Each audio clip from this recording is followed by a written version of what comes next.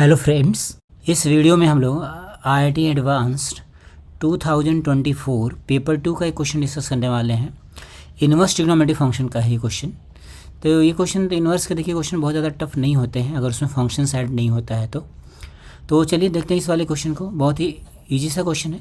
ये कह रहा है प्रिंसिपल वैल्यूज़ ही लेनी है सिर्फ। प्रिंसिपल वैल्यूज़ का मतलब जैसे हर एक trigonometric inverse trigonometric function defined होता है। साइन इन्वर्स कहाँ पे डिफाइंड होता है? साइन इन्वर्स डिफाइंड होता है -π/2 से π/2 में, है ना। ये जैसे साइन इन्वर्स x की बात करें y, तो y क्या हो जाता है -π/2 से π/2। ये इसकी प्रिंसिपल वैल्यूज़ हो गई, है ना। इसका डोमेन कितना हो गया -1 to 1। तो हमें डोमेन से मतलब नहीं, हमें प्रिंसिपल वैल्यूज़ से मतलब है। तो ये हो गई इसकी प्रिंसिपल वैल्यूज़। तो ये हम लोग नॉर्मली प्रिंसिपल वैल्यूज़ पे ही वर्क करते हैं, तो इससे कोई डरने की ज़रूरत नहीं है। हमेशा जब भी हम लोग सॉल्व करते हैं तो प्रिंसिपल वैल्यूज़ में ही सॉल्व करते हैं। तो हमें इसकी वैल्यू निकालनी है। तो देखिए जब भी आपके पास ऐसा कोई इन्वर्स का क्वेश्चन हो तो इसमें आप सपोज कर लिया कीजिए। यहाँ पे क्या लिख देंगे हम लोग, इस वाले एंगल को, इस एंगल को हम लोग ने सपोज, ये तो एंगल ही है ना, इसको लिख दिया हम लोगों ने थीटा। इस वाले एंगल को लिख दिया हमने फाई, ये फाई लिख दिया। तो हमारे पास कितनी वैल्यू आ गई 10 थीटा -2 फाई, ऐसा आ गया, है ना। अब आपके पास डेटा क्या मिला, देखिए इन्वर्टिबल फंक्शंस में किसी को हम लोग कहीं भी लिख सकते हैं। तो इसका मतलब साइन थीटा बन जाएगा। थीटा कितना हो गया, साइन इन्वर्स ऑफ 3/5, तो ये बन जाएगा साइन थीटा। इसकी वैल्यू कितनी हो गई 3/5 हो गई। और कॉस थीटा की वैल्यू, कॉस फाई की वैल्यू कितनी हो गई 2/√5। तो क्या इससे हम लोग 10 निकाल सकते हैं? बिल्कुल निकाल सकते हैं।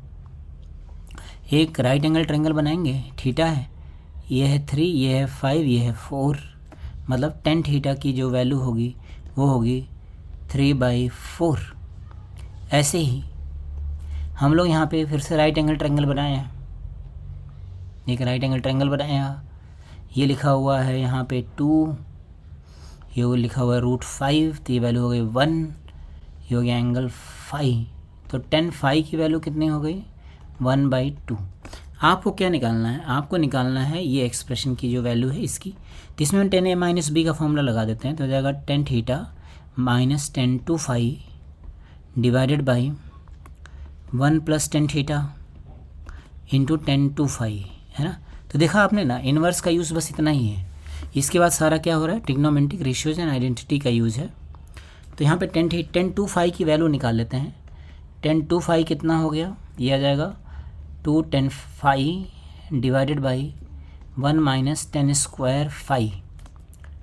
तो ये तो वैल्यू हो गई 1/1 - 1/4, दैट इज़ 4/3। ये वैल्यू हो गई 4/3।